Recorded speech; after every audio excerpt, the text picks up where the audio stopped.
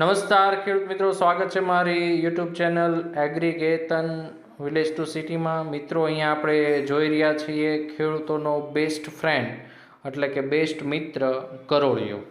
સાપને ખેડૂતનો મિત્ર કહેવામાં આવે છે કારણ કે ઉંદરડાથી જે નુકસાન આપણા પાકમાં થતું હોય છે એ ઉંદરડાનો નાશ છે એ સાપ કરે છે।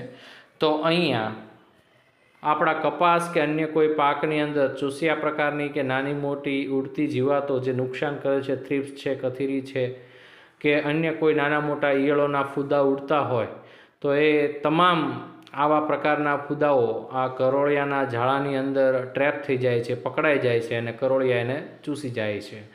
તો આવા જીવજંતુઓનો નાશ આ કરોળિયા કરતા હોય છે, માટે જ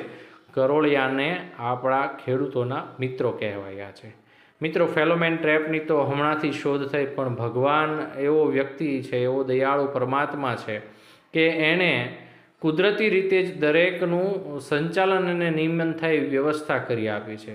ખેડૂતો બે હાથવાળો માનવી આના ઉપર કરીને કેટલું કામ કરી શકે, કેટલી દવા છાંટીને આ રોગ જીવાતોથી કપાસ કે અન્ય પાકને મુક્તિ અપાવી શકે એનો તો ખ્યાલ નહીં,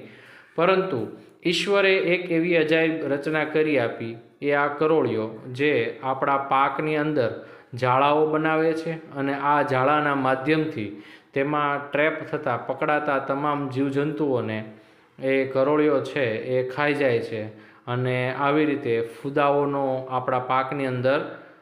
કંટ્રોલ કરતા હોય છે। મિત્રો, વહેલી સવારે ખૂબ વધારે પ્રમાણમાં ઝાડાઓ હોય છે, એમાંય ભાદરવા મહિનાની અંદર કરોળિયાનું પ્રમાણ પણ આપણા ખેતરવાડીમાં વધારે હોય છે અને ફૂદાઓનું જે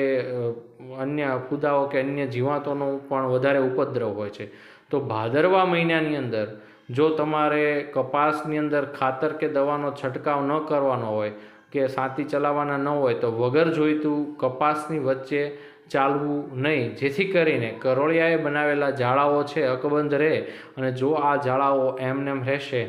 તો તમારા પાકની અંદર આવતા તમામ ફૂદાઓ જીવાતોનું આપોઆપ નિયંત્રણ થઈ જશે। મિત્રો, જ્યારે કપાસની અંદર તમે ચાલો છો ત્યારે કરોળિયાએ બનાવેલા ઝાડા તૂટી જાય છે અને પરિણામ એ આવે છે કે ફેલોમેન ટ્રેપ જે કુદરતી વ્યવસ્થા છે એ પડી ભાંગે ત્યારે તમારા વાડી ખેતરની અંદર કુદરતી રીતે જ ફૂદા અને જીવાતોનો ઉપદ્રવ વધી જતો હોય છે। તો બિનજરૂરી આપણે ખેતરોની અંદર જે ચાલતા હોઈએ કે કામ ન હોય છતાંય આપણે